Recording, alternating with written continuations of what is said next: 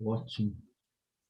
Bom, boa noite a todos e a todas que estão aqui presentes, mais uma vez, mais um evento nosso desse semestre, sobre aí o guarda-chuva da nossa campanha Viva Francisco. Mais uma vez, eu quero, antes de apresentar o palestrante de hoje, para aqueles que, caso não conheçam, né, eu vou só de novo relembrar que esses encontros que nós estamos fazendo é no intuito de dialogar com a nossa própria comunidade, mostrando o que está por trás do pensamento, está por trás da nossa pedagogia, do pensamento que nos guia, né, no trabalho com os alunos, das nossas visões de mundo, que está implícito nisso, ou explícito, né, na forma como nós imaginamos os alunos e como nós pensamos a educação. Né? E isso para nos fortalecermos enquanto comunidade, para dialogar também com comunidades de fora, para dialogar com outros professores, com pais, com interessados nos assuntos, em educação, em particular nos assuntos que nós estamos propondo discutir aqui dentro da educação. Então, já houveram 2 encontros anteriores, discutindo também um assunto de música no geral, mas um pouco focado no ensino médio. Tivemos, na palestra anterior, a professora Carla, falando das narrativas e discutindo um pouco a respeito do contar, né, histórias no ensino fundamental.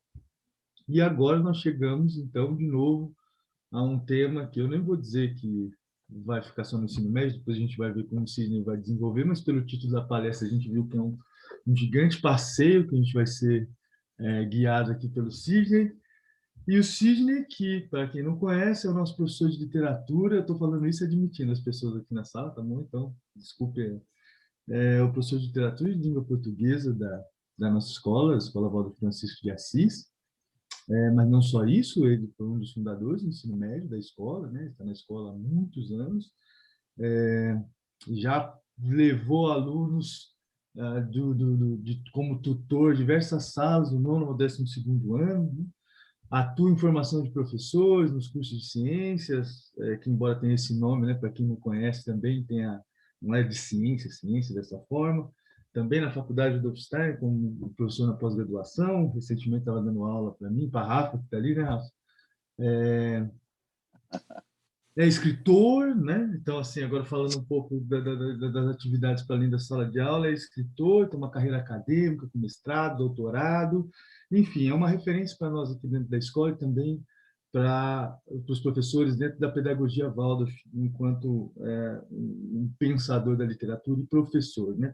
Como, como, como colega, eu tenho o prazer, né, de experienciar um pouco nos dias a dias, né, o que você trouxe para nós como a sua experiência de leitor, e isso eu acho que eu posso dizer para todos os colegas aqui que têm o privilégio de compartilhar o cotidiano com você, que é extremamente uma fonte de inspiração, né? E para o nosso trabalho e para a nossa vida também, te escutar falar e te escutar pensar e refletir sobre esses temas, em particular sobre a literatura. Então, agora eu vou fechar minha boca, vou passar a palavra para você e nos guie nessa aventura aí. Uma boa palestra para nós. Obrigado, Alan. Devo dizer que fiquei até envergonhado aí com a fala do Alan, né? Pô, nem esperava isso aí, gente. É menos que isso, tá, gente? Não é tudo isso aí não, tá bom? Vamos deixar em outros parâmetros, né? O que talvez eu pegue da fala dele mais importante aí, e de certa forma vai nortear um pouco a minha fala, é a ideia de leitor. Eu acho que o caminho que eu quero fazer hoje com vocês é um pouco um caminho de leitor, em especial. Tá?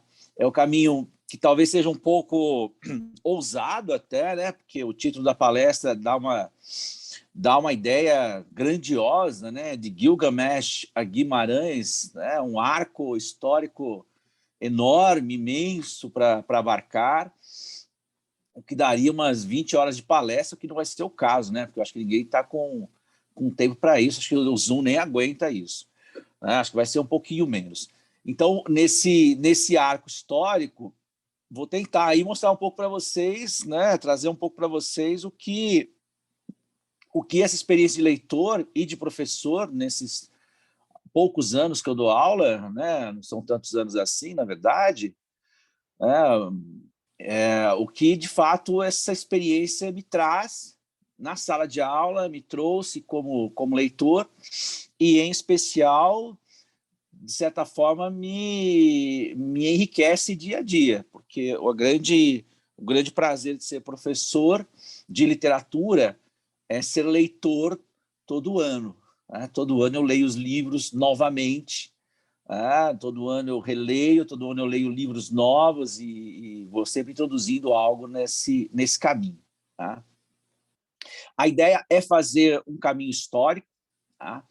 Não necessariamente respeitando muito a história, mas é um caminho que busca mostrar um pouco para vocês de que maneira a literatura, ao longo da história da humanidade, vem refletindo o ser humano, vem mostrando o que é o ser humano, num aspecto que eu vou usar aqui a palavra anímica, tá? Um aspecto anímico mais profundo, mas também, por outro lado, como nós olhamos para a literatura, podemos olhar para a literatura e fazer da literatura um caminho de conhecimento.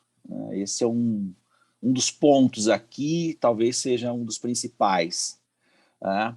Eu vou usar umas imagens aqui só como mote, tá, gente? Não tem nada demais nas imagens, é só para eu fazer meu caminho aqui de memória, para não esquecer o que eu tenho que falar. E vamos lá, né? Vamos traçar esse caminho todo aí, tá? O nome da palestra, como disse, né, há uma certa pretensão, né? Consegui até um efeito legal aí nesse slide, né? Pô, achei tão bonito, achei que ele combinava com a proposta, né? E o desenvolvimento do ser humano através da literatura pretende, de certa forma, mostrar um pouco para nós como olhar para obras, às vezes, tão distantes no tempo, como é o caso do Gilgamesh, e, ao mesmo tempo, perceberem obras assim o que elas ainda trazem de humano e de universal. Esse talvez seja o nosso caminho principal. Gilgamesh, que é por onde eu vou começar, e a ideia é mesmo começar por ele, sempre foi, é talvez a narrativa mais antiga da história da humanidade. Né? O caminho que eu vou fazer é o caminho das narrativas. Eu poderia fazer outros caminhos, né? O caminho da poesia, por exemplo, mas aí cabe para outro curso, para outra palestra. Mas o caminho da narrativa é o caminho que começa com Gilgamesh, que tem uma história estranha, tem uma história curiosa enquanto obra literária, porque ficou desaparecido durante muito tempo dentro da história da humanidade. Né? Foi resgatado no século XIX por escavações na região do Iraque, e lá encontraram as tabuinhas de argila em que essa obra estava escrita, numa escrita cuneiforme ainda. E o Gilgamesh, ele certamente nos dá algumas possibilidades de entendimento, né? E de compreensão do caminho que eu quero seguir com vocês. Para quem não conhece a história, eu vou resumir muito rapidamente, e eu pretendo fazer resumos muito rápidos das narrativas que eu vou contar para vocês. É a história de um grande herói chamado Gilgamesh, que é também um rei. E esse rei é também, inicialmente, um rei tirano. É um rei que não exerce muito bem a sua função. É um rei que oprime os seus súditos, que se julga com o poder de definir o que no reino deve ser feito. E talvez a parte principal que mais incomode os seus súditos é o fato de que todas as noivas dos seus súditos devem ter a primeira noite com o rei e não com o seu marido. E os súditos, então, reclamam aos deuses e pedem ajuda dos deuses, e os deuses resolvem auxiliar os homens e mandam para a Terra um ser que tem a mesma força de Gilgamesh, tem o mesmo poder de Gilgamesh, chamado Enkidu. E este ser vai ser o grande contraponto de Gilgamesh. É um ser selvagem que cresce num ambiente selvagem, no meio da floresta, entre os animais, que conversa com os animais, até que um dia ele é visto por um caçador, e este caçador, então, corre ao rei Gilgamesh e fala de que viu na floresta este ser tão forte quanto o rei. E o rei, então, pede para que ele traga este ser até ele, até o rei. E o caçador, então, leva à floresta uma mulher, uma prostituta sagrada, e esta mulher, então, seduz Gilgamesh e passa com ele 7 noites e ensina a Gilgamesh o que é o amor. E após Gilgamesh saber o que é o amor, após tomar cerveja e comer pão, ele, então, se torna humano, civilizado. Os animais fogem dele, ele não conhece mais a linguagem dos animais, e aí, então, ele procura Gilgamesh e entra num combate com Gilgamesh. E nesse combate ocorre um fator extraordinário, porque pela primeira vez Gilgamesh encontra alguém que tem a mesma força que ele. Gilgamesh sente naquele combate, naquela luta, algo que ele nunca tinha visto antes, que é a compaixão. Ele é derrotado e ele recebe de Enkidu a compaixão. E essa derrota, esse embate em que ele encontra alguém tão grande quanto ele, o leva a uma mudança de vida. Ele deixa de ser um tirano, ele deixa de ser um rei injusto e passa a ser um rei justo, que governa agora ao lado do seu irmão, grande amigo Enkidu. E os dois passam a governar a cidade de Uruk com justiça. E partem para grandes aventuras. A partir daí é um grande épico, e neste épico as aventuras estão sempre presentes, com feitos extraordinários, com animais monstruosos e feitos que o herói antigo sabe muito bem. Até que um dia estes feitos acabam incomodando os deuses, e os deuses, incomodados por terem sido, de certa forma, colocados numa situação complicada, difícil, né, diante de 2 homens, eles então punem Gilgamesh, e essa punição envolve a morte de Enkidu. Gilgamesh se entristece muito e, a partir dali, ele decide encontrar alguém que possa dizer a ele como se tornar imortal, que ele não quer mais ser mortal. E ele parte, então, numa nova viagem. E esta nova viagem vai atrás de um homem que ele teve informações de que era um imortal, chamado Utnapishtim, um nome bonito para dar para o nosso cachorro. E Utnapishtim, então, depois de uma longa viagem também, de longas aventuras muito difíceis, Utnapishtim é encontrado e diz a Gilgamesh por que ele era imortal. E ele, de fato, era imortal. Os deuses haviam dado a ele a imortalidade como presente. Presente porque Utnapishtim havia salvado a humanidade do grande dilúvio.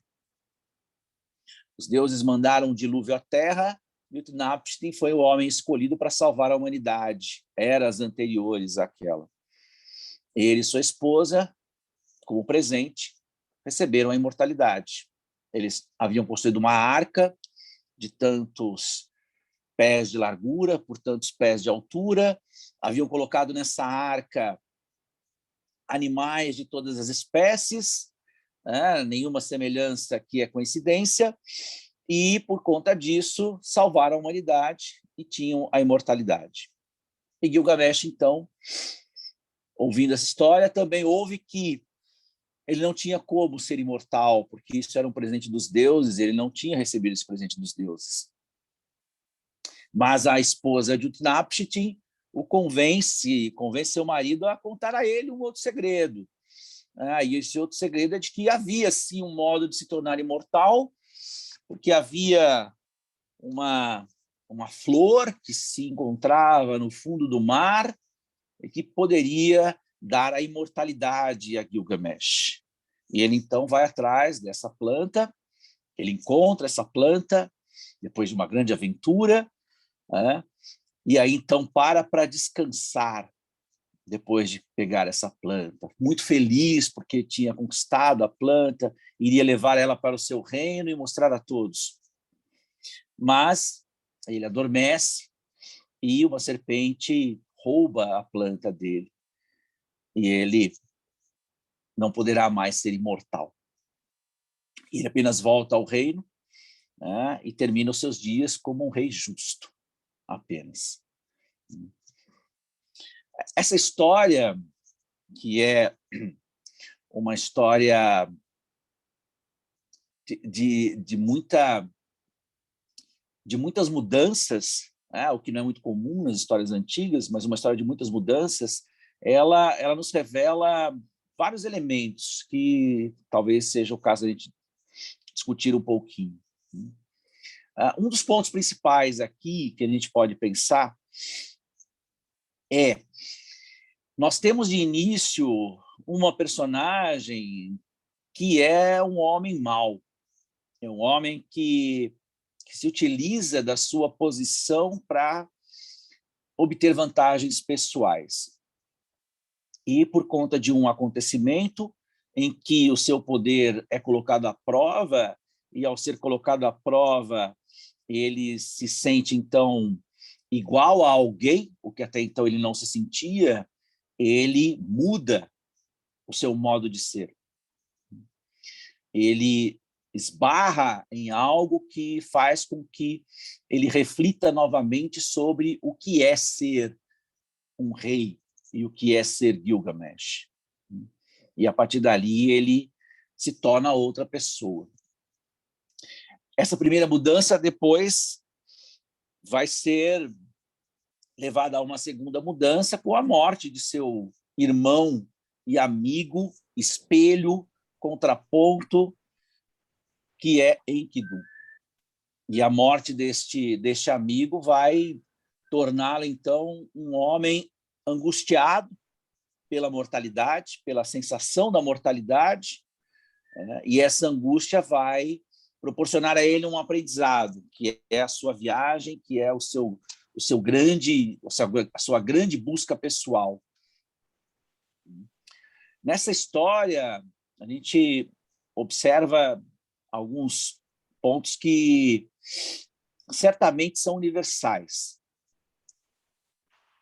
E são esses pontos universais, são esses pontos em que nós olhamos para as personagens e vemos o que de fato está na essência delas, o que vive dentro da alma delas, é que nos cabe sempre refletir. Gilgamesh é um homem que muda, transforma-se, porque ele encontra na sua vida obstáculos que, de certa forma, lhe pareciam antes impossíveis de acontecer. Era impossível para ele encontrar alguém que tivesse a mesma força que ele. Era impossível para ele pensar que ele perderia alguém querido, alguém tão próximo. Era impossível para ele pensar que ele não poderia alcançar uma meta, que no caso era ser imortal. Ele passa por esses planos todos e em cada um desses planos ele conquista, ele se decepciona, ele tem a sua queda e ele sempre se modifica ao longo desse trajeto. O seu caminho é um caminho de transformação, o seu aprendizado é o aprendizado da transformação. E a transformação de Gilgamesh é também a história da vida dele como um todo. Desde o seu momento heróico, tirânico, até o seu momento de rei justo e que governará, né, com mão justa o seu reino. Essa história também nos traz um dos pontos em que nós observamos nas histórias antigas, as mais antigas da humanidade, alguns elementos que, ao longo da história e dos dias de hoje, parecem que se perderam um pouco. Um deles é nós percebemos, por exemplo, que quando Gilgamesh conhece Enkidu e os dois entram em combate e ali eles se percebem como iguais em força, temos também uma maneira muito antiga de tratar o outro, que é tratar o outro integralmente como um ser humano igual a você. A identificação de Gilgamesh e Enkidu é absoluta. O texto original nos fala, inclusive, que eles pareciam marido e mulher, de tão próximos que eles eram, de tão ligados um ao outro que eles eram, e uma simbiose tão extraordinária, no sentido de ter ali, quase que instantaneamente, o reconhecimento do eu do outro. Ele estava ali presente, ele estava atuando em você apenas por te ver. Isso é uma característica que a gente encontra nas histórias antigas, e que se planta nessa primeira história, que é o Gilgamesh, e que se, de certa forma, percorre outras histórias da antiguidade. Uma segunda história que traz isso de outra maneira é também para nós uma história muito conhecida. Eu vou fazer tudo de novo aqui, peraí. Cheguei. Esse é Gilgamesh e seu amigo Enkidu num combate contra um ser mitológico. A história seguinte é uma história que certamente todos conhecem. O meu caminho aqui vai percorrer histórias muito conhecidas para essa palestra, que é a Odisseia de Homero. A Odisseia de Homero talvez seja, diferente do Gilgamesh, que ficou esquecido na história, a Odisseia de Homero é uma das mais conhecidas de toda a história da humanidade. Ela influencia um mundo não só ocidental, mas também oriental, desde que sabemos que ela existe. E essa influência toda tem muitos fatores, não vamos abordar aqui todos eles, mas alguns talvez a gente possa abordar. A ideia de que, dentro de uma história como a de Gilgamesh, nós possamos observar que os homens antigos tinham, em relação ao outro, uma identificação instantânea, ela se reflete de maneira imagética e figurativa nessas histórias. Na Grécia, havia um conceito que era muito importante, que era o conceito de hospitalidade. A hospitalidade grega, ela era um pressuposto social e moral que podemos inicialmente pensar tinha um vínculo com a ideia de que os deuses gregos, que eram muito humanizados, poderiam estar chegando na sua casa e, portanto, seria bom recebê-los bem para não ser amaldiçoado, e a gente vê muito isso nas histórias gregas. Mas também essa regra social é de certa forma, um fator que pode ser visto de outra maneira.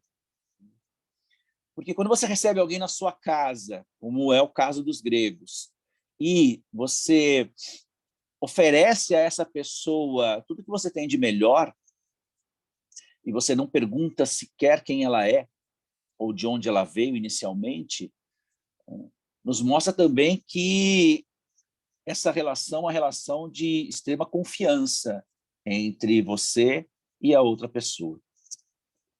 Essa confiança, de certa forma, mostra que você reconhece ou confia em quem é o outro, né? E abre a porta da sua casa para que isso aconteça.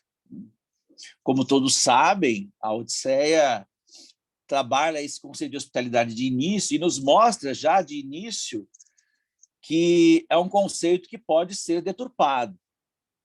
E ele é deturpado dentro da história, porque nós temos uma centena de pretendentes no castelo, no palácio de Ulisses, no palácio de Odisseu, querendo a mão de sua esposa. Ele que está há 20 anos fora de casa e provavelmente dado como morto.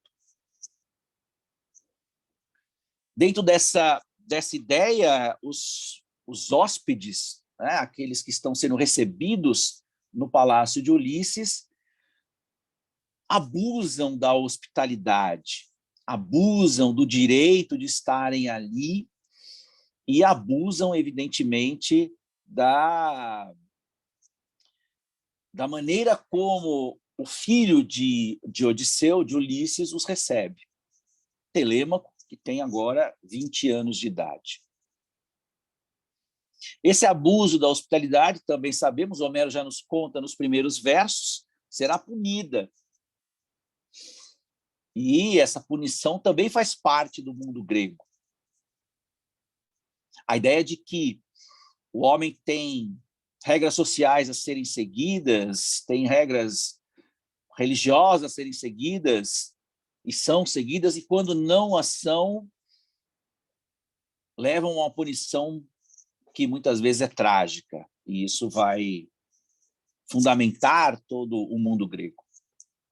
No caso da Odisseia, nós vamos ver um pouco como esse espírito grego, né, funciona aqui. No caso, para nós, talvez seja importante observar uma maneira, né, de pensar como na história esse aspecto cria, na verdade, outras possibilidades. A primeira delas tem a ver com o filho de Odisseu, Telêmaco, que é um homem jovem, que é um homem, na verdade, ele não é considerado um homem, é apenas um rapaz, e isso faz muita diferença para a história. E esse rapaz, então, não é respeitado dentro da sua própria casa, dentro do seu próprio palácio, e isso vai desencadear o processo inicial dessa história, que é o caminho de Telêmaco para se tornar um homem adulto, para ser respeitado como um homem adulto. E aqui a gente vai ver vários elementos que servem como uma espécie de romance de formação, de história de desenvolvimento e de amadurecimento de uma pessoa, arquetipicamente falando. Nós vemos Telêmaco sendo auxiliado por uma deusa, que é Atena, que, de certa forma, se apresenta a ele não como Deus, mas como um homem, como uma pessoa do mundo grego, como um grego, e apenas dá conselhos a ele, mas os conselhos devem ser ouvidos por Telêmaco e aplicados por Telêmaco sem o auxílio dessa deusa. E esses conselhos levam Telêmaco a enfrentar os pretendentes pela primeira vez, se colocar diante dos pretendentes como o dono da casa, ameaçar os pretendentes que abusam da sua riqueza e que dilapidam a sua riqueza, e, por fim, empenhar uma viagem em busca de notícias de seu pai, que está desaparecido desde o final da Guerra de Troia, 10 anos antes. Ele precisa, então, saber onde está o pai, se o pai está morto ou não, e resolver logo esse problema e dar fim a esse grande dilema que ele vive. E ele, então, parte em busca de informações do pai. Parte comandando um navio com jovens marinheiros, tão jovens quanto ele, vai se encontrar com outros reis amigos de seu pai, passará por momentos constrangedores em que você observa, por exemplo, o quanto um jovem, na idade de Telêmaco, tem dificuldades de lidar com o mundo adulto e o que ele pode e como ele deve se portar diante do mundo adulto, como ele se dirige a um rei, como ele se dirige a um homem mais velho para se colocar de maneira a ser respeitado como tal, como ele se mostra e como ele se apresenta às pessoas, né? E como ele escapa da própria morte. Tudo isso faz parte desse universo que Telêmaco nos apresenta e que depois vai ser fundamental para entendermos o seu encontro posterior com o pai. O pai, como todos sabem, né? O pai perdido no mar, perdido pelo Mediterrâneo por conta da vingança dos deuses. O pai agora está voltando, depois de muito tempo preso numa ilha. E no retorno de Odisseu, a gente observa o encontro tocante entre os dois, um encontro que de certa forma é emocionante, mas que ao mesmo tempo nos revela que Telêmaco não é mais um garoto, né? É agora um homem, está pronto, ao lado de seu pai, a empenhar essa vingança contra os pretendentes. A Odisseia tem muitos elementos para serem pensados, né? A própria viagem de Ulisses e o relato de Ulisses sobre suas aventuras ao longo dos 10 anos em que esteve preso, né, no Mediterrâneo, viajando para lá e para cá, fugindo da fúria dos deuses, são, por si só, elementos a serem pensados em vários aspectos. Ulisses está sempre se metendo em encrencas em função de um termo que em grego é muito conhecido, né? Em função de um excesso, de um erro que ele ou seus companheiros cometem invariavelmente. Sempre cometem algum erro e este erro acaba fazendo com que, ao longo desse tempo, ele perca todos os seus marinheiros. E só ele sobreviva. Todos morrem ao longo da jornada e ele se torna o único sobrevivente dos marinheiros de Ítaca. E ele só se torna o único sobrevivente porque tem uma qualidade que todos conhecem, que é a astúcia de Odisseu, e essa astúcia permite com que ele consiga se livrar dos grandes problemas que encontra. Essa astúcia e esse caminho também nos revelam muita coisa. Nos revelam, em especial, o quanto, dentro da nossa jornada,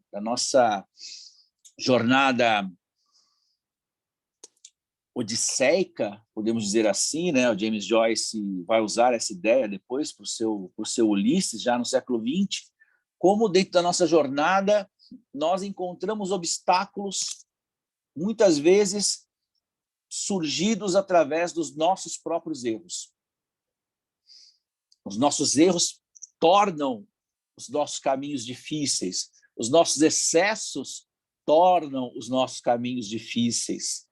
E essa dificuldade, dentro da ideia da Odisseia, tem que ser vencida por um fator importante, que é a nossa consciência, a nossa inteligência e a nossa maneira de observar as coisas e encontrar, através da observação, uma saída.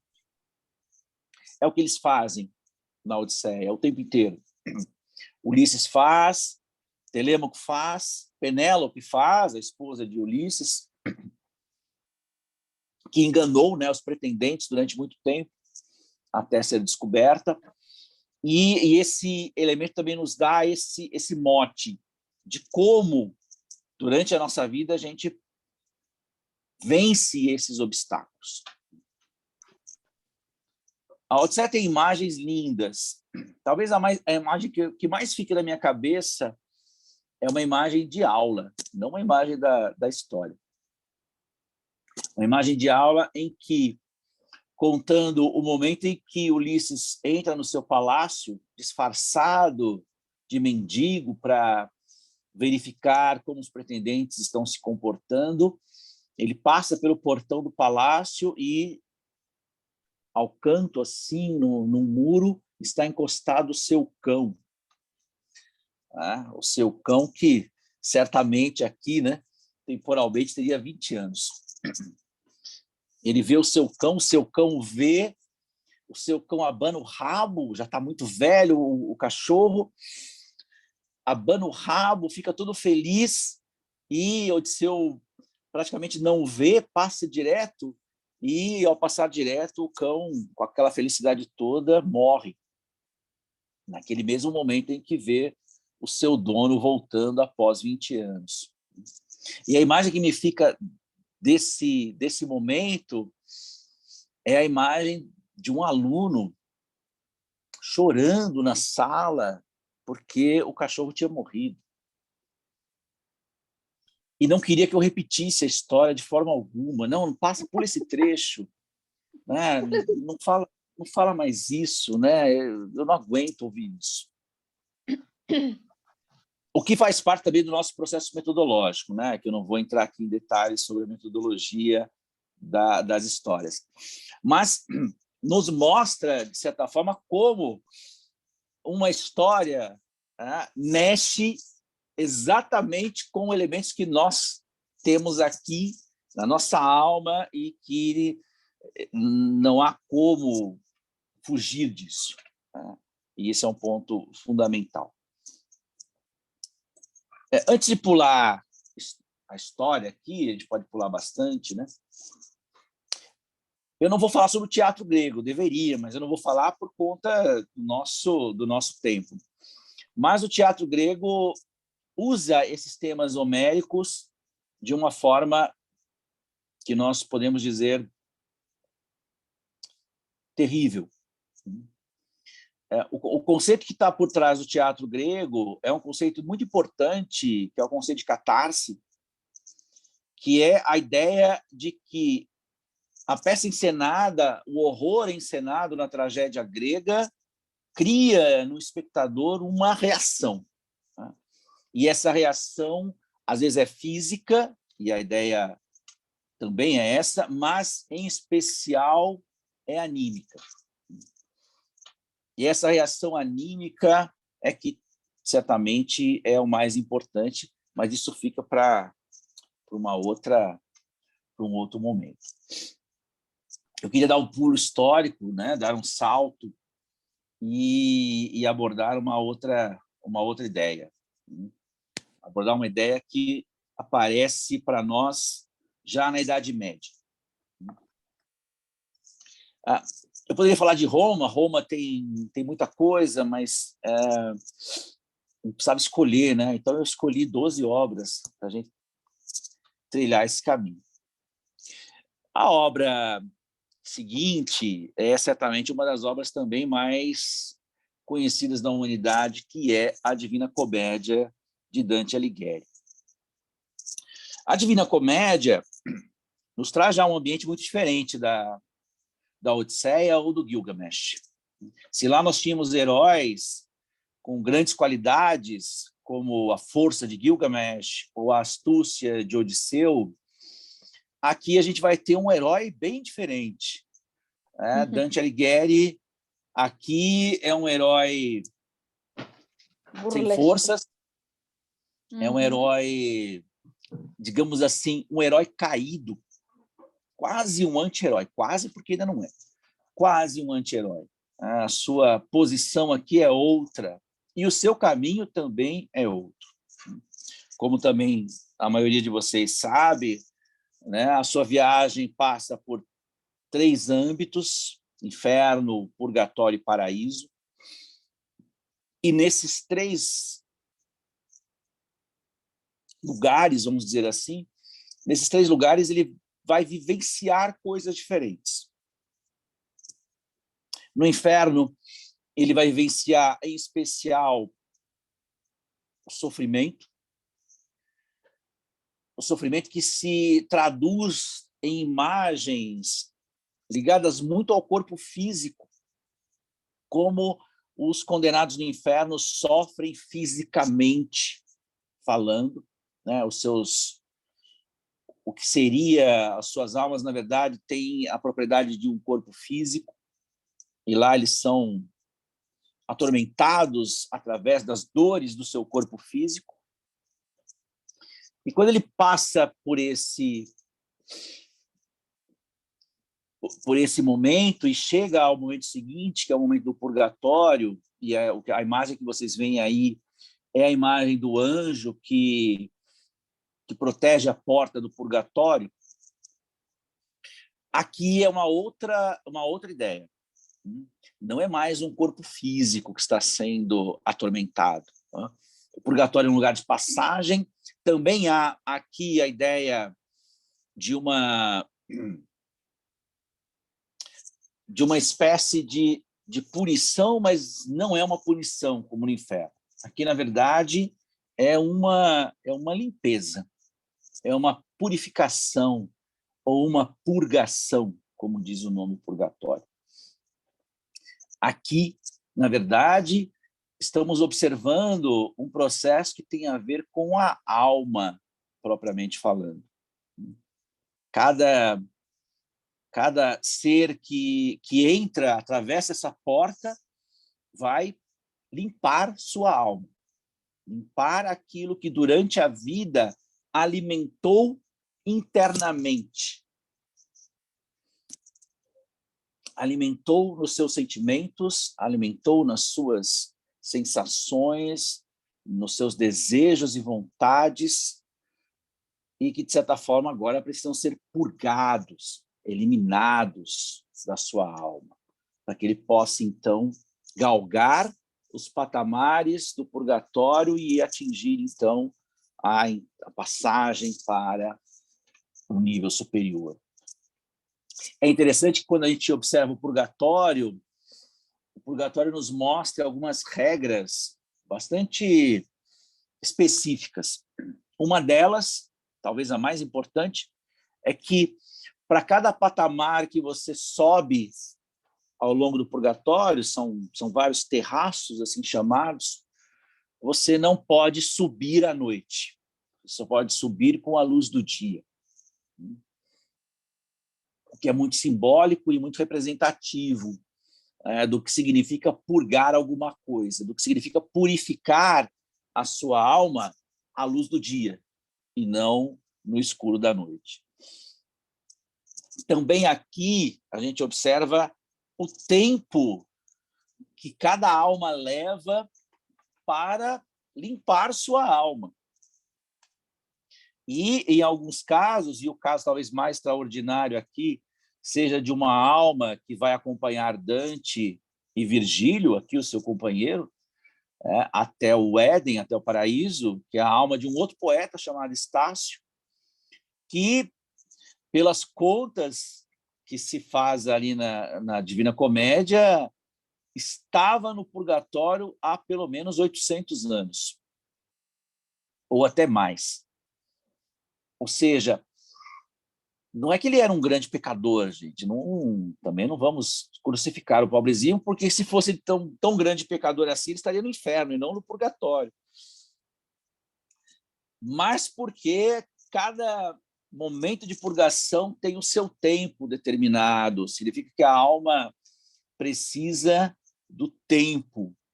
E o tempo é fundamental para a sua modificação. A gente viu isso no Gilgamesh.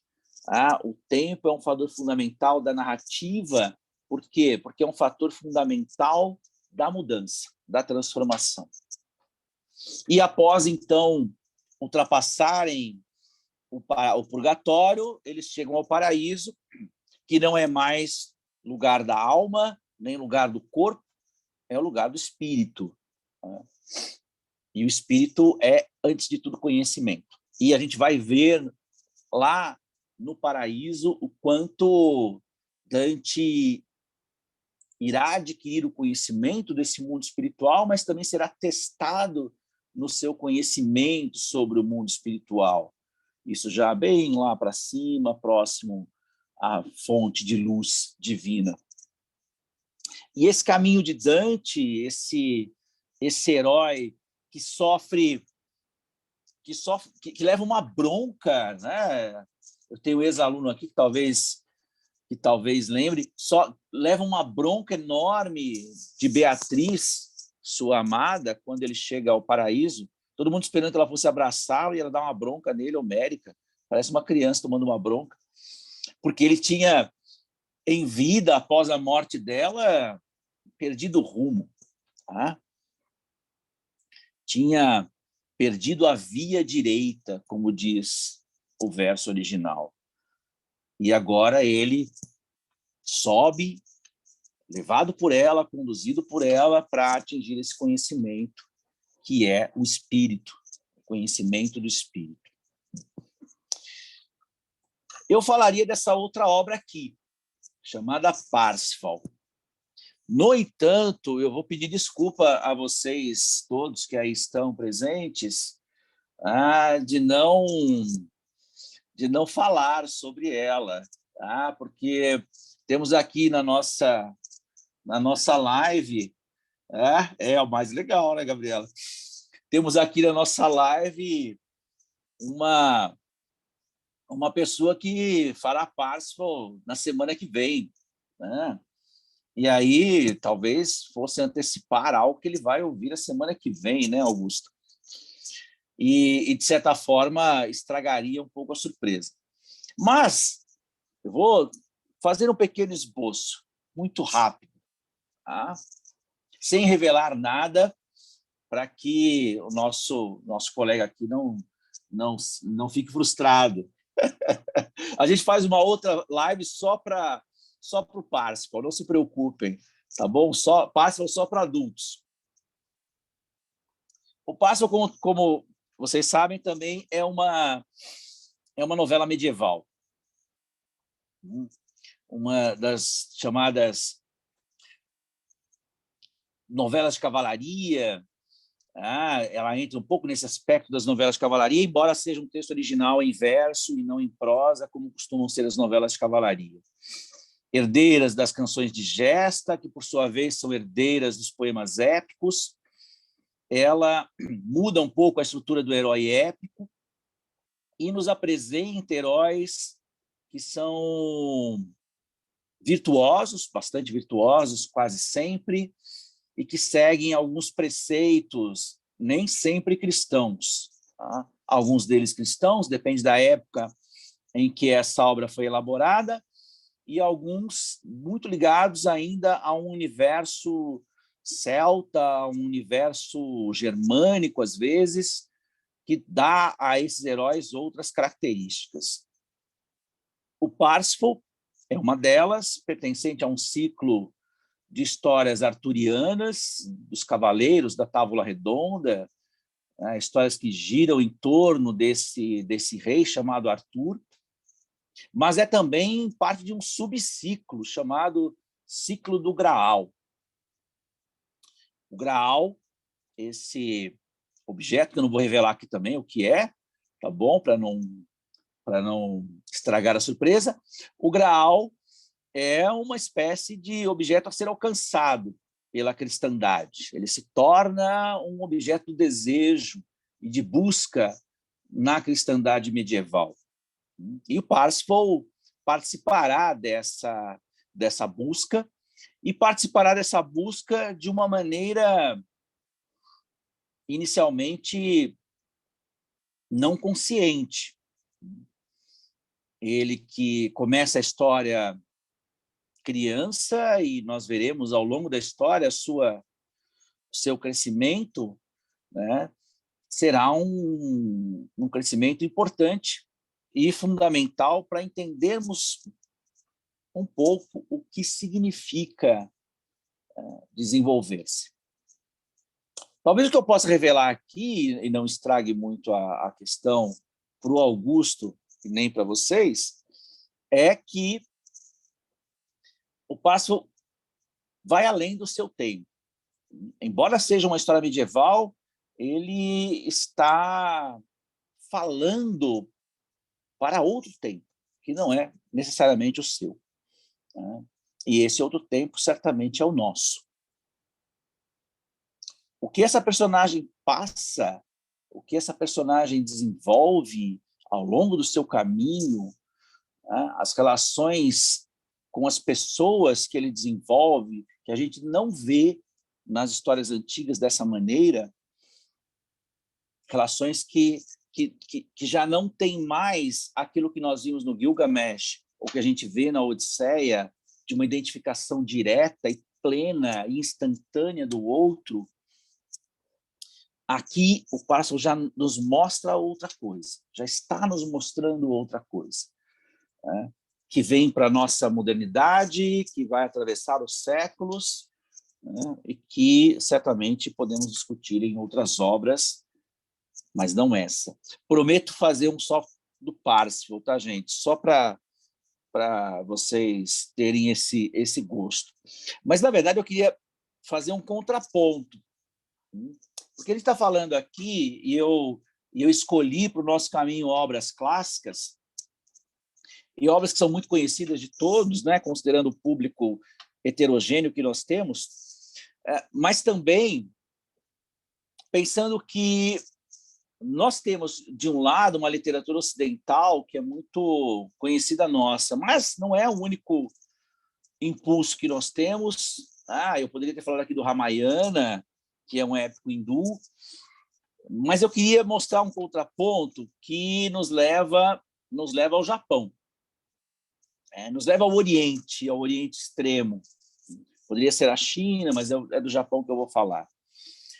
Porque no Japão, nesse mesmo período histórico, né, 1200 na Europa e cerca do ano 1000, século XI, no Japão, a gente vai ter ali o surgimento de algo novo na história da literatura, né, que o Ocidente não conhecia e que não conhecerá tão cedo também.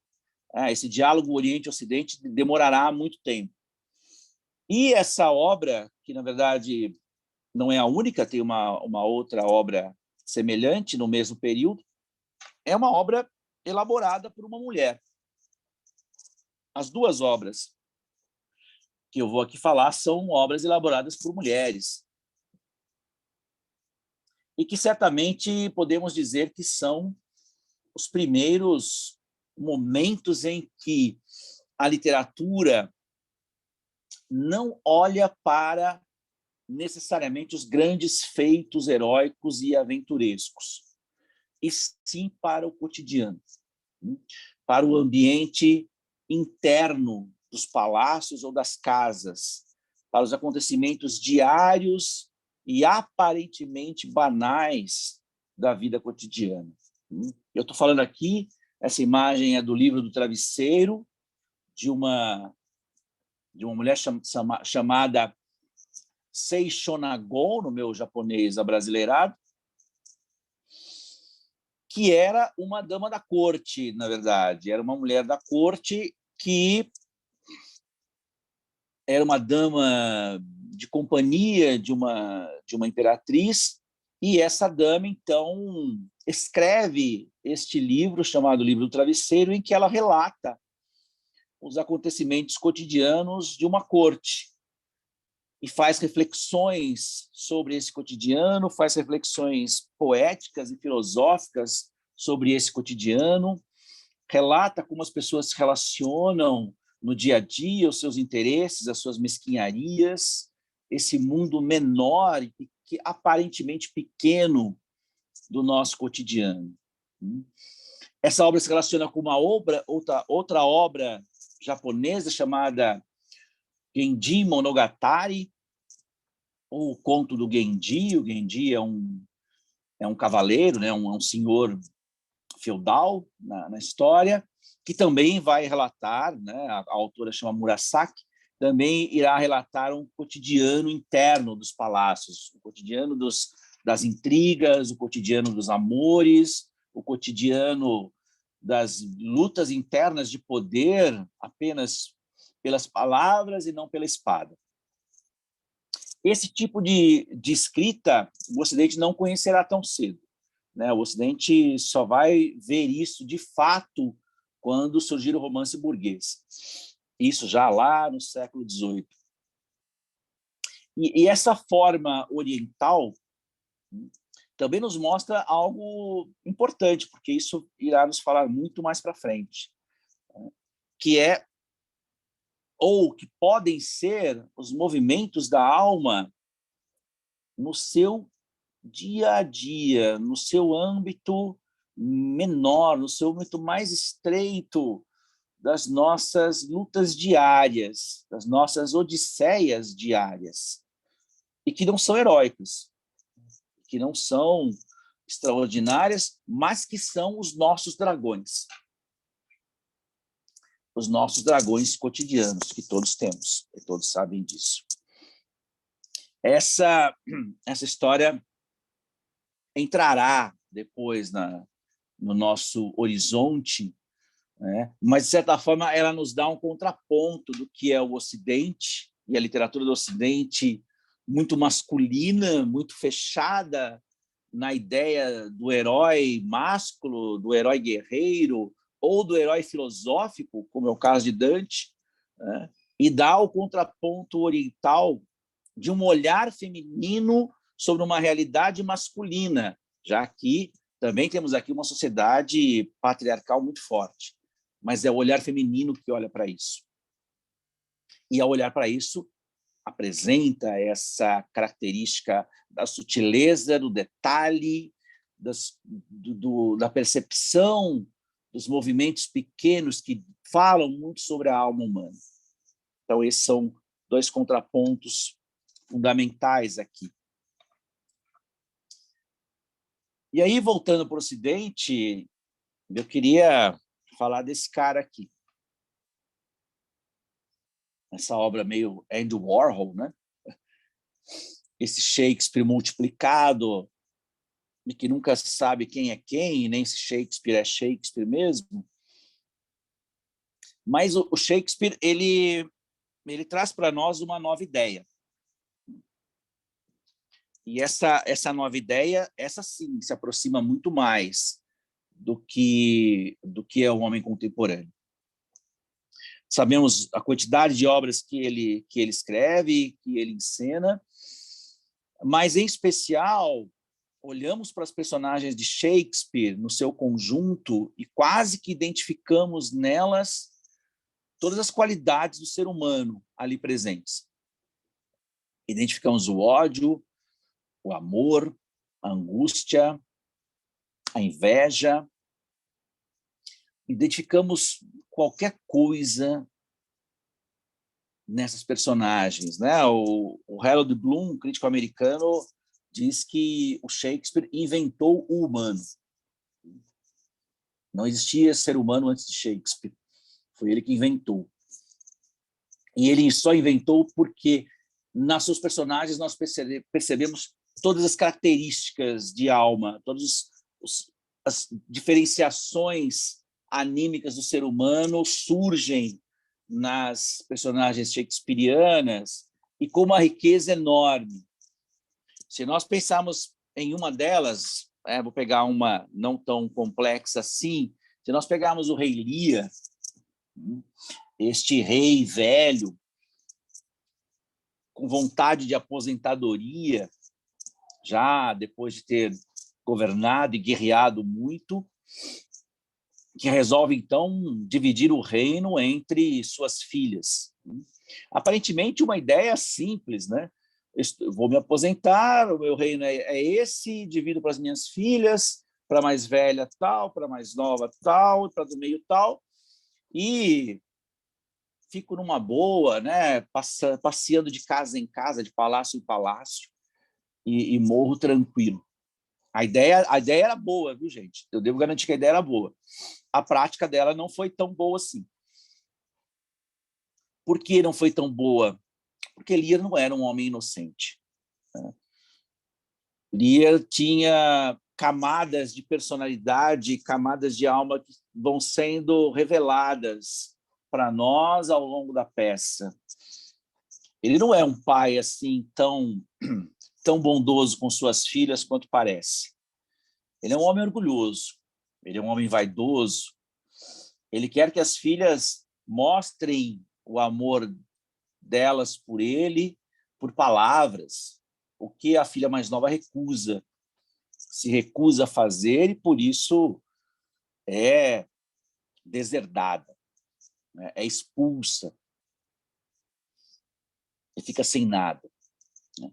Quer dizer, quase sem nada, né? Porque ela arruma um casamento ali com o rei da França, o que, convenhamos, para a época não era lá, né, algo de se jogar fora. E aí, então, este Lear, em função da sua personalidade um tanto quanto contraditória, tem a sua aposentadoria perturbada pelos conflitos que passam a surgir entre suas filhas, disputando o poder, e um jogo de poder que cada vez se torna mais complicado, cada vez se torna mais complexo, com outros personagens entrando e complicando mais a relação entre as irmãs, que entram em guerra, que se matam e que vão destruir esse reino, inclusive a mais nova, que volta para tentar resgatar o pai, que enlouquece diante de tanto absurdo que ele se depara. O velho enlouquece. Seu único momento de lucidez, novamente, é quando ele reencontra a filha mais nova, e pede perdão a ela pelo que havia feito, pelo erro que havia cometido, mas é tarde. É tarde porque o seu reino já foi abaixo. Nessa história, que nem é a das mais encenadas de Shakespeare, a gente vê um processo em que um homem velho revela aos poucos tudo que ele construiu ao longo da vida e como essa construção ao longo da vida, de repente, cai na cabeça dele, como se o seu karma caísse na cabeça dele de repente. E ele vai ter que lidar com isso, e ele não consegue lidar com isso. E ele vai, evidentemente, ter o fim trágico, como são as tragédias shakespearianas. Shakespeare vai nos dar, nas suas personagens, nessas e outras, Hamlet, Otelo, Macbeth, todas essas camadas, não apenas de personalidade, de alma, mas de construção de relações que nós desenvolvemos durante a vida e que, em algum momento, retornam para nós. No caso das personagens shakespearianas, retornam de uma forma trágica, de uma forma insolúvel. Elas não escapam disso. E esse é o grande mote do teatro shakespeariano. E isso vai ser um ponto para se observar de como, se antes nós olhamos para Gilgamesh e vemos aquela identificação, agora em Shakespeare nós começamos a perceber que, de fato, nós não conhecemos o outro. Que, de fato, nós estamos nos afastando cada vez mais de um conhecimento de quem é o outro. Aquela confiança de abrir minha porta e deixar o desconhecido entrar e comer da minha comida e beber da minha bebida, aqui parece não existir. Ou, pelo menos, parece estar caminhando para um colapso. Eu não confio mais porque eu não sei mais quem é o outro. O outro se revela nas suas atitudes, o outro se revela na falsidade das suas palavras, que é o que Shakespeare nos mostra bastante. É outro homem que temos aqui, é outro ser humano que temos aqui, não é mais aquele antigo. A história está mudando alguma coisa, que ainda não sabemos exatamente qual é.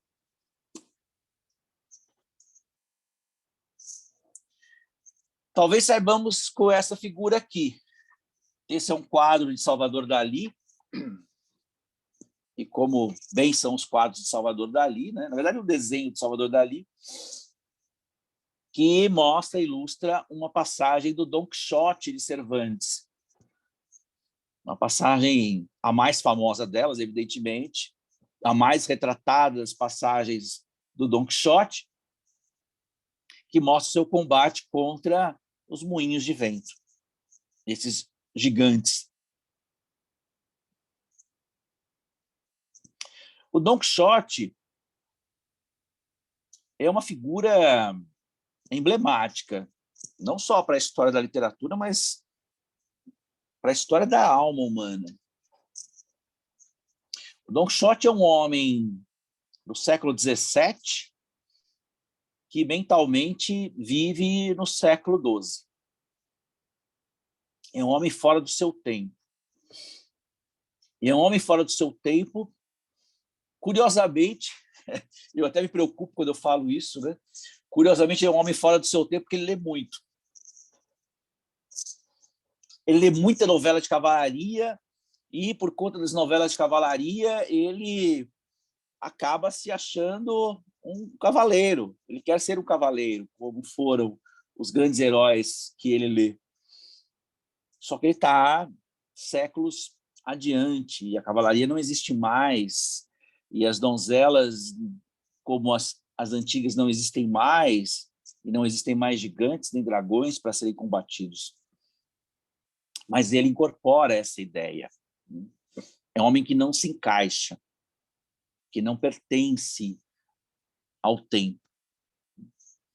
Chamaríamos este homem de louco. É assim que ele é chamado ao longo do romance. Esse é um romance, um pré-romance, vamos dizer assim. Tá? Um homem que sai do seu cotidiano, de homem do campo, pega o seu cavalo, na verdade um pangaré, arruma o seu escudeiro, na verdade um homem interessado em ganhar uma ilha, e sai em busca de aventuras que não existem. Aventuras que só existem na mente alucinada deste homem. O moinho que ele vê, que ele não vê, o gigante que ele vê, é uma ilusão da sua mentalidade. O que a gente vê em Cervantes, o que a gente vê no Quixote, já é um processo um pouco mais complexo e dramático em relação ao que a gente vê em Shakespeare. Porque se em Shakespeare a gente via personagens que não conseguiam mais reconhecer o outro, aqui no Quixote a gente vê, na verdade, uma personagem que já é outra. Na verdade, ela já nem sabe mais quem mesmo ela é. Ele não sabe mais se é um homem do século XII ou se é um homem do século XVII. Mas, ainda assim, apesar dessa maneira dramática que a gente observa o Quixote vivendo, a gente também percebe nele, isso talvez seja um ponto mais significativo da obra para nós, que a lemos, a gente tem uma empatia com essa personagem extraordinária. Nós temos compaixão dela, temos pena dela. Achamos o Quixote simpático, um velhinho simpático, esclerosado, mas simpático. Gostamos dele. Talvez esse gosto, essa simpatia que sentimos, né? A simpatia, né? Eu não sei se eu consigo mostrar, né? A simpatia vem daqui, né? Não vem daqui, não vem da cabeça, né? Vem do nosso sentimento, da nossa alma. Essa simpatia que a gente sente pelo Quixote, na verdade, talvez esteja nos revelando também algo que, desculpa dizer para vocês, gente, a essa hora da noite, mas talvez nós sejamos um pouco quixotescos, cada vez mais quixotescos. Vemos coisas que não são reais, verdadeiras. Imaginamos coisas que não são as verdadeiras realidades. A nossa fantasia talvez esteja nos pregando peças, que é o que faz com o Quixote o tempo todo. Essa fantasia quixotesca, essa problemática quixotesca que nós observamos aqui, ela ficará adormecida por um tempo. E ela ficará adormecida porque a sociedade na Europa está mudando drasticamente. Os sistemas que funcionavam na Europa até então estão ruindo, em especial a ideia dos senhores feudais, do feudalismo, uma nova maneira econômica e social está surgindo na Europa, e uma nova classe social está cada vez mais se fortalecendo, e que nos diz muito, porque ainda vivemos sob esse signo, que é o signo da burguesia. O signo da burguesia vai nos produzir outras mentalidades. Antes dessas mentalidades, de eu colocar essas mentalidades, tem uma transição. E a transição a gente observa nessa obra. Aqui a gente vê uma ilustração Art Nouveau, né, do século XX, dos anos 20, que ilustra uma edição do Fausto, do Goethe. E achei tão interessante essa imagem que precisei usar. O Fausto, do Goethe, também nos parece uma obra que se aproxima um pouco da ideia do Cervantes, né? E eu vou tentar explicar por quê. O Fausto também não é um homem do seu tempo. Também é um homem deslocado. Também é um homem que, na verdade, está procurando algo que a sua realidade não apresenta, não tem como lhe apresentar. Ele procura o conhecimento, ele procura uma maneira de saber o que a humanidade produziu de conhecimento, e ele percebe que isso, da maneira como ele está fazendo, é impossível. E é em função disso que ele se alia a Mefistófeles, ao demônio. E ao se aliar a Mefistófeles, Mefistófeles vai, então, levá-lo numa grande viagem para apresentar a ele uma espécie de conhecimento amplo da vida, que abrange não só os livros, que era algo no qual ele vivia enfornado, sempre estava ali lendo seus livros. Aliás, está pisando praticamente em um aí. Mas vai conhecer a vida real, cotidiana, o amor, o poder, o dinheiro, a cobiça,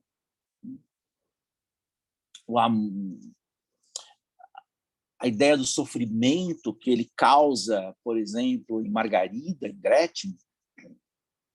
Essa viagem fáustica é também uma viagem em busca de quase que de um moinho de vento. Ele não... Em todos os momentos da história, que é uma peça de teatro, ele se sente sempre insatisfeito, nunca alcança o seu real objetivo. Ele se apaixona por uma mulher que não é do seu tempo, ele se apaixona por Helena de Troia, que lhe é apresentada por Mefisto, e sai em busca de Helena de Troia. Tem um filho com Helena de Troia. E depois é abandonado por Helena de Troia.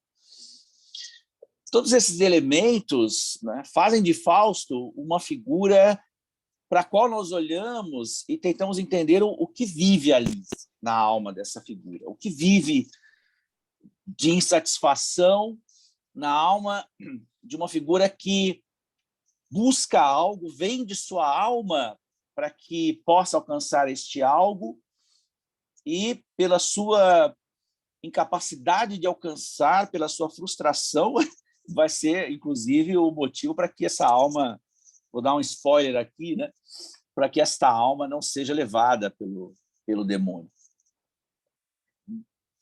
Essa insatisfação ela está longe daquela de Gilgamesh,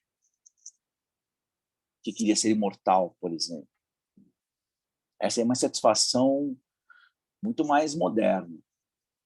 Satisfação de alguém que sai em busca de conhecimento, mas que, de fato, passa a vida e a trajetória de Fausto atravessa a vida dele até a velhice sem conseguir encontrar.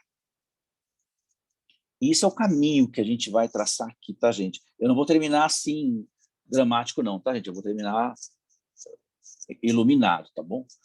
Mas, nesse momento, é uma crise. A gente está vivendo uma crise aqui, que é uma crise histórica, e que a literatura reflete através de uma imagem que cada vez mais demonstra para nós que o ser humano está num dilema.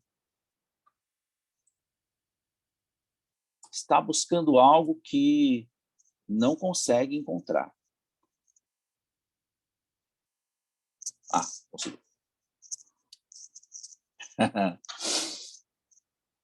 Bem,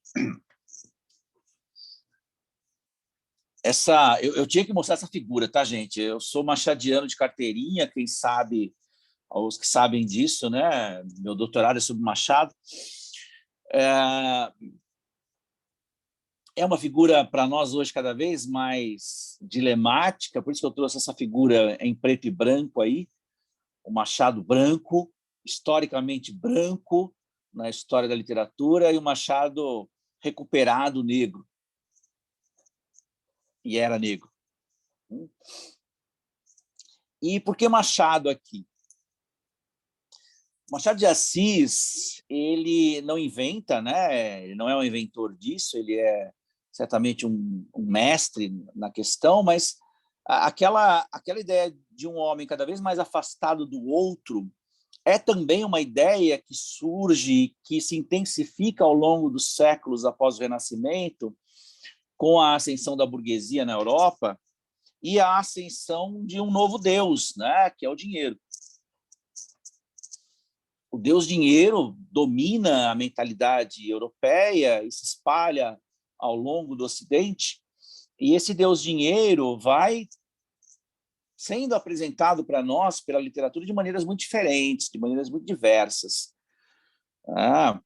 em que cada vez mais as relações humanas se tornam relações de interesse, se tornam relações guiadas pelo dinheiro, guiadas pela ideia monetária.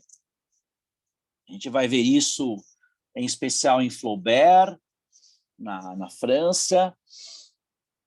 A gente vai ver isso nos ingleses, nos romancistas ingleses do século XVIII e do século XIX, mas em especial do XVIII. Mas, quando a gente chega em Machado, e poderia também falar de Dostoiévski, mas eu vou falar de Machado. Quando a gente chega em Machado, a gente vai ver um exemplo maravilhoso no Memórias Póstumas de Brás Cubas, em que esse dinheiro proporcionou e levou a um cinismo absurdo e absoluto do homem em relação às relações humanas, e o Brás Cubas certamente é o pior humano da espécie que nós podemos observar na literatura, é o ser mais execrável de todos. Se cada um quiser um dia malhar o Judas e não for cristão, malhe o Brás Cubas sem nenhum remorso. É um ser, é um verme. Mas esse verme criado pelo Machado, e não é dele que eu vou falar, na verdade, né? ele reflete esse modo que o final do XIX nos apresenta. Mas o Machado ele coloca um ponto a mais na sua obra, né? Porque, além da ideia do dinheiro, ele vai nos trazer uma imagem do materialismo, que talvez seja uma das imagens mais poderosas que eu conheço, que é a imagem que ele traz do materialismo num pequeno conto chamado O Alienista. E nesse O Alienista, a gente vê um homem da ciência, o doutor Simão Bacamarte, este homem da ciência, que volta para sua cidade natal, no interior do Rio de Janeiro, e lá ele resolve praticar a sua ciência. Ele é um cientista da alma. Ele é um estudioso da alma humana. E esse estudioso da alma humana tem sobre a alma humana um olhar materialista. E ele estuda, né, de uma maneira determinista, de uma maneira como o século XIX tanto gostou de fazer. Ele estuda a alma humana e, ao longo do seu estudo, ele vai internando no seu hospício, na sua casa de Orates, ele vai internando todos os habitantes da cidade, porque todos têm alguma loucura. Quando a gente lê O Alienista, a gente se acredita inicialmente no que ele está falando, a gente se sente louco, né? Porque a gente se vê nos internados. Nossa, mas eu faço igual, né? Pô, acho melhor chamar aqui o SAMU para me levar. A gente se vê nessa loucura toda que os personagens do Alienista vão apresentando.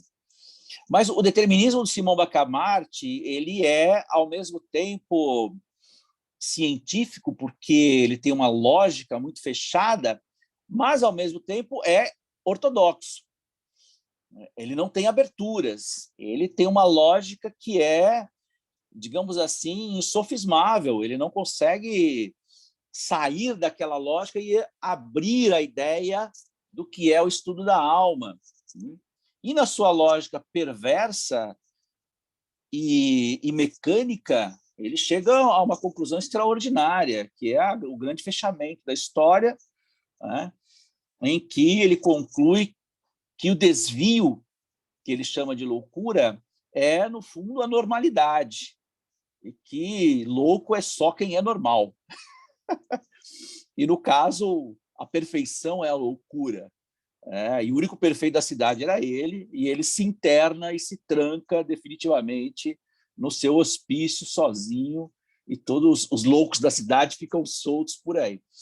Tá? Essa imagem do Machado, e o Machado ele é extraordinário, porque ele tem uma coisa que os outros autores têm, mas nem sempre com essa profundidade.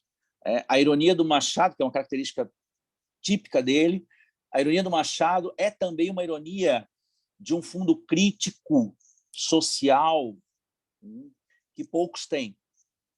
A maneira como ele olha a sociedade, um homem negro, num Brasil escravista, do final do século XIX, em que ele teve que, ao longo da sua vida de homem pobre, galgar aos poucos uma posição social, né, dentro de uma burguesia branca, rica brasileira, também lhe serviu para ter olhos muito agudos.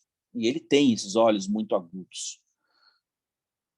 E a revelação que ele nos faz é uma revelação de que a alma do homem, naquele momento, está, na verdade, cada vez mais míope. Não é mais apenas que o homem não reconhece o outro, né? Eu não reconheço o meu semelhante. Eu cada vez mais, na verdade, não estou preocupado com o meu semelhante. Eu cada vez mais me distancio desse semelhante. Eu não tenho mais interesse nele porque eu não vejo nele exatamente um ser humano. Eu vejo um mecanismo, que é o que Simão Bacamarte faz com os habitantes dessa cidade. E por isso interna a todos. Esse Machado, certamente, é o melhor Machado. É o Machado que me fez ler Machado desde os 11 anos de idade. Eu já era doido naquela faixa etária. E o Machado também nos prepara o que vem um pouco depois, e que vem de uma maneira, essa sim, dramática.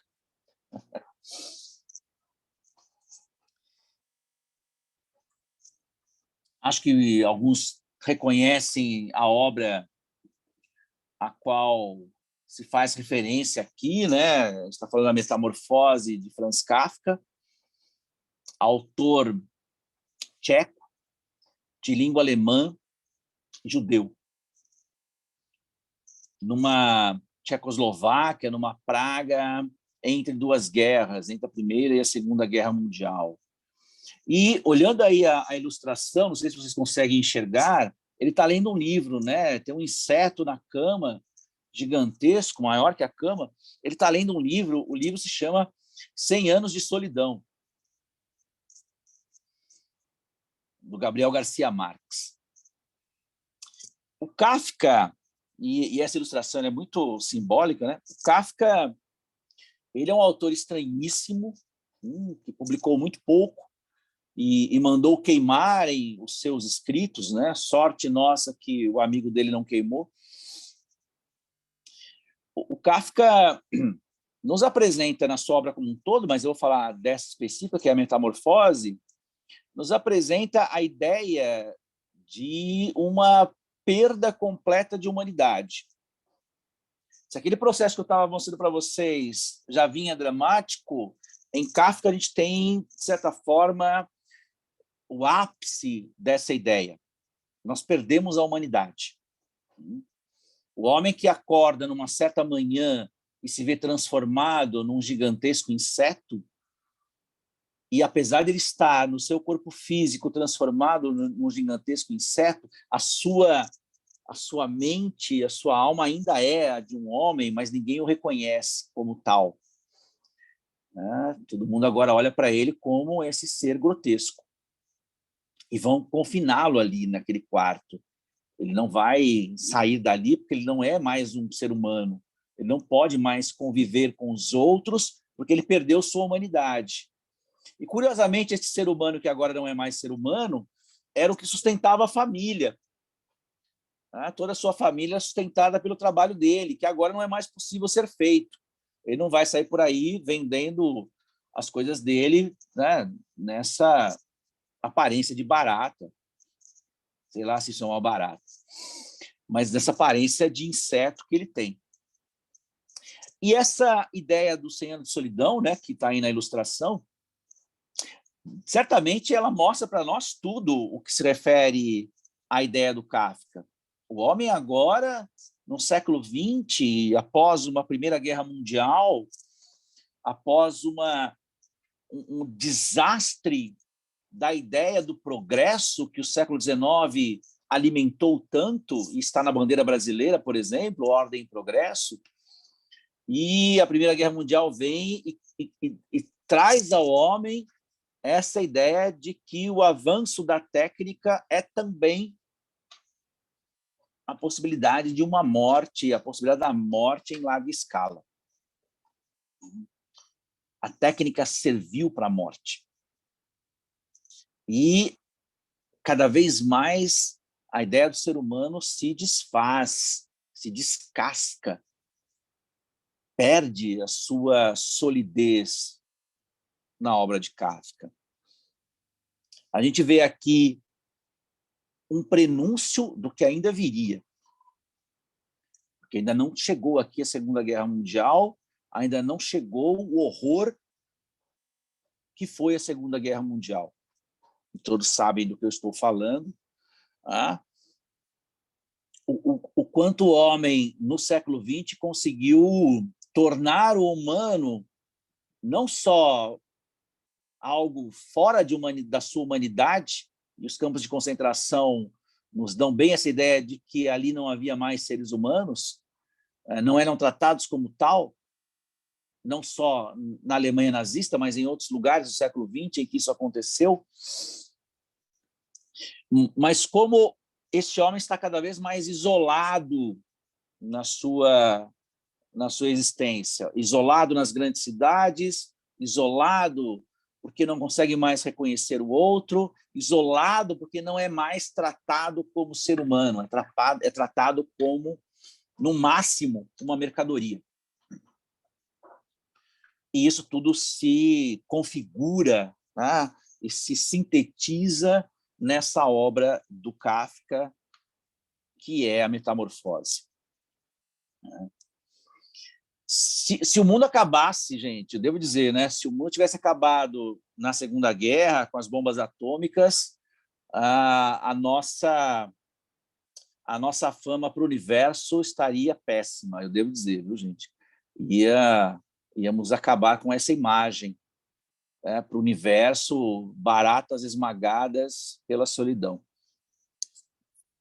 Não acabou, né? Estamos aqui em 2021, apesar da pandemia, estamos aqui, né, conversando sobre isso, né? E, felizmente, após a Segunda Guerra, outras coisas surgem.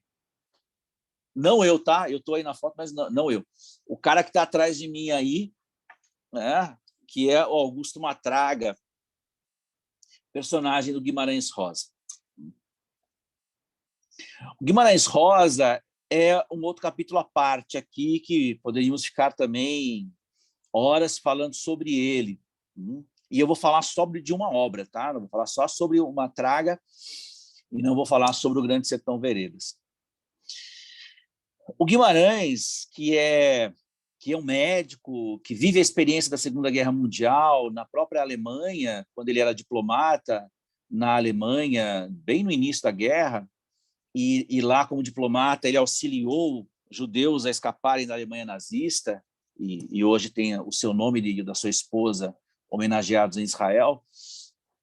O Guimarães ele tem e traz para nós um novo senso de humanidade, que nós não vemos no Kafka. O Kafka nos dá um senso de humanidade perdida, o que é importante para nós observarmos, mas não poderíamos ficar no Kafka.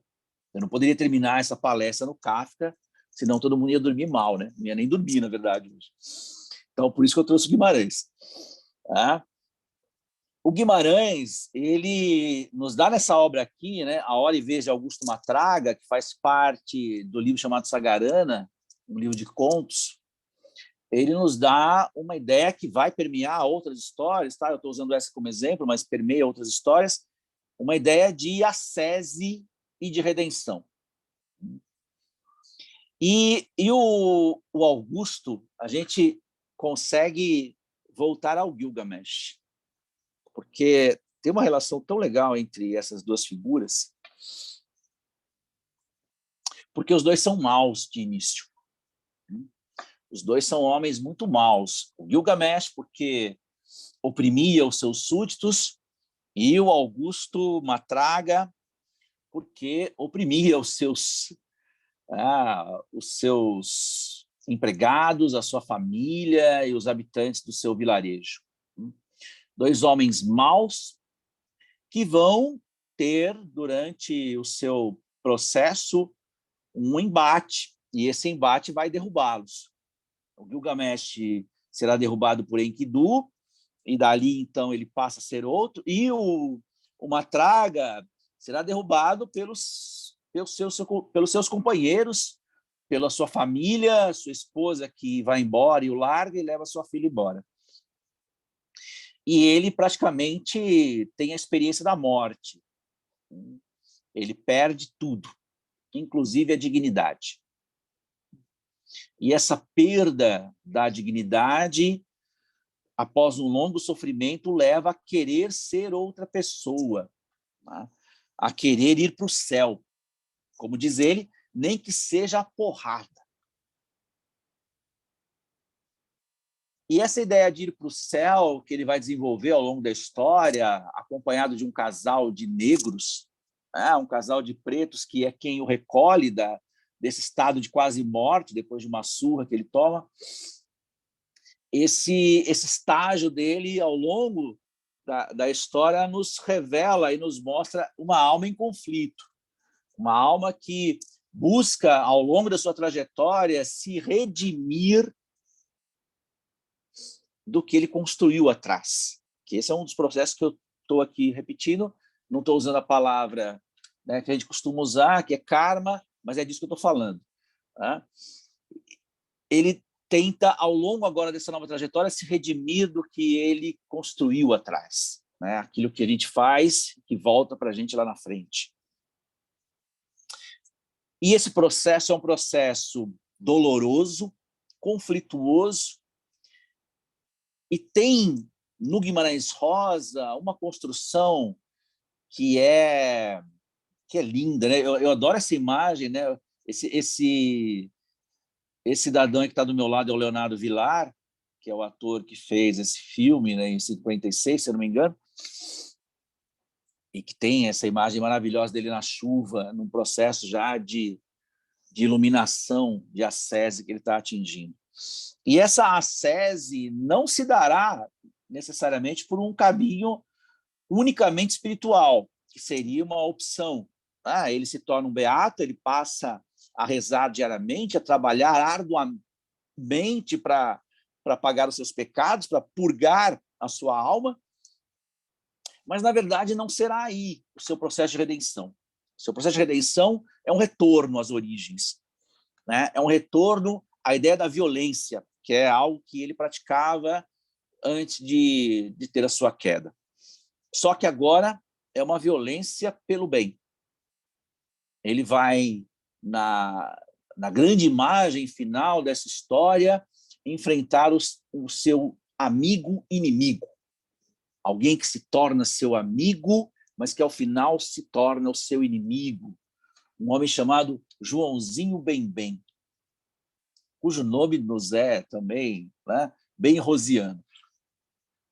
E nesse embate com Joãozinho Bem-Bem, que estava para matar um homem que implorava pela sua vida em nome de Cristo, esse Joãozinho Bem-Bem, então, entra no embate com Augusto Matraga, que diz a ele que ele não poderia matar um homem que pedia a vida por Cristo.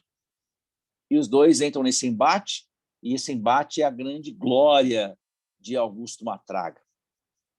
É nesse embate que ele vê-se, percebe-se e leva a sua consciência plena que agora ele está salvo.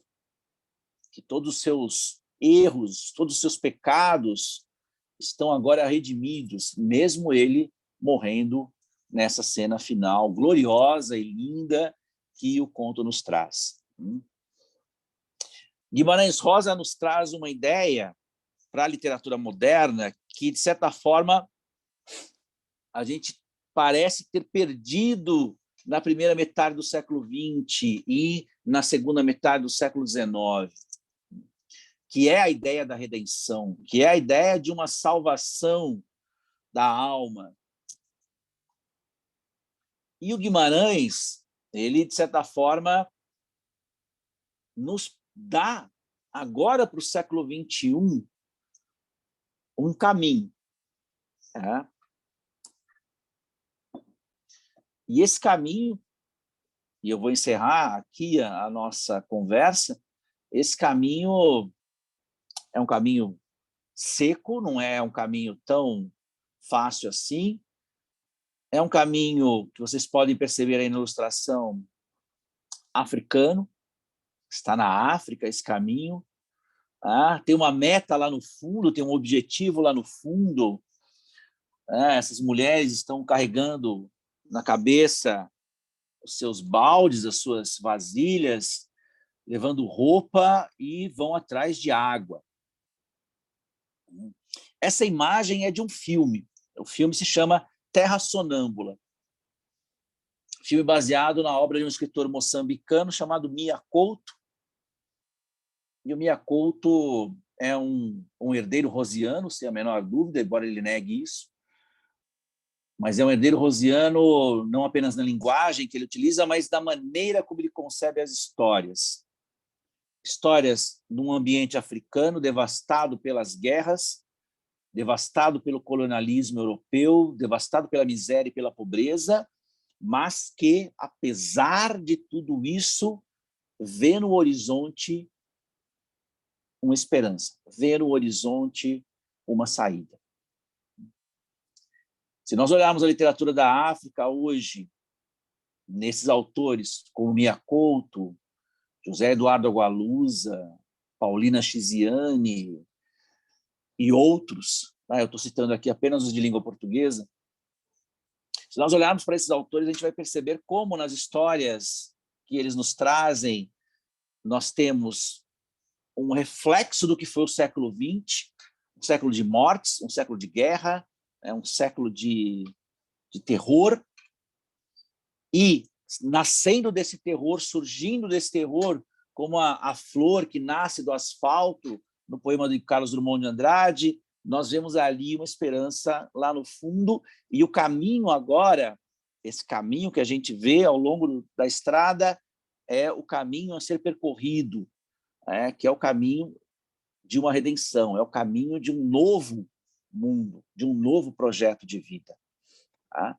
O que a gente percebe nessas obras é que a alma kafkiana, que parece devastada por não ser mais um humano, está agora, na verdade, retomando a sua humanidade, apesar dos pesares e dos nossos reveses cada vez mais intensos que estamos vivendo hoje em dia. Com essa imagem, eu gostaria, então, de encerrar aqui a minha fala e agradecer a vocês pela presença nessa noite. Muito obrigado.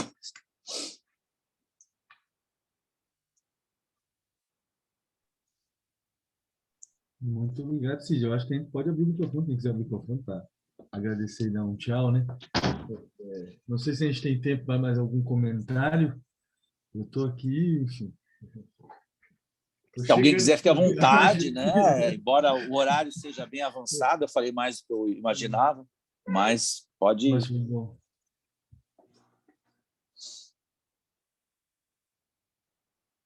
Não sei se no chat tem alguma coisa. Tem elogio lá. Mas podem colocar aqui no comentário também. Pode abrir o microfone. Agora a gente está... Parabéns, Sidney. Muito obrigado aí por todo o conhecimento, toda a exposição. Maravilhoso mesmo. Estou aqui lendo os comentários aqui no site, no chat, e faz jus realmente à apresentação. Legal que é só algo quando você falava que a gente está num momento, né, quixotesco. Parece que a gente está se afastando da nossa... parece que a gente tem uma parcela quixotesca. Não sei por quê, mas eu fiz a associação, não sei se era isso, mas quanto a gente vê a crise do meio ambiente, né, essa relação que a gente tem com o meio ambiente que é totalmente afastado do que é essa natureza, do que é algo, eu sei, eu acho que uma associação muito particular, mas que me fez essa provocação. Enfim, só algo que eu queria compartilhar.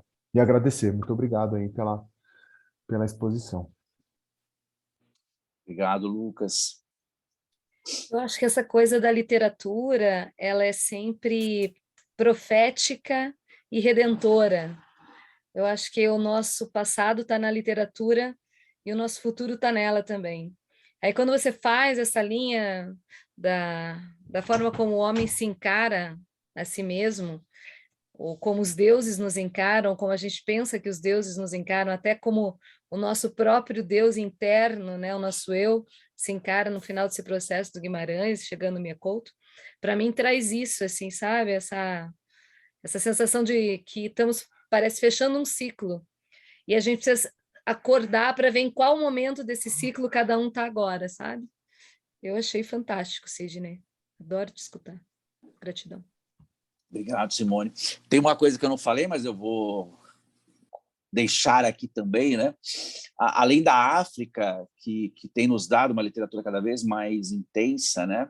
Nós não podemos deixar de notar que falas que sempre foram caladas, hoje cada vez mais se colocam de uma maneira extraordinária.